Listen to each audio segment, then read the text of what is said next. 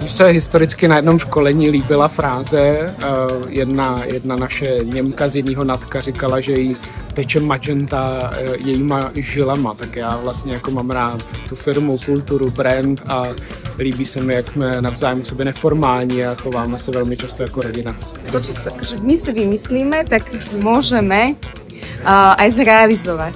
A tá možnosť, že môžeš vo veľkom telekome niečo zrealizovať a máš na to dosah, je fakt skvělá. Mě v téčku baví hrozně moc ta atmosféra a ten způsob té práce, který mně přijde hrozně kooperativní.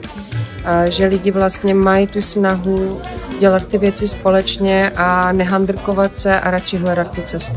Mně přijde, že máme strašně přátelskou atmosféru a super lidi, kterou tu práci dělají fakt super. Priateľské prostredie, atmosféra, zábava. To, že môžem pracovať v kolektíve ľudí, ktorí sú skvelí, vedia, čo chcú a dokážu ma takisto naplňať nejakými novými inšpiratívnymi vecami.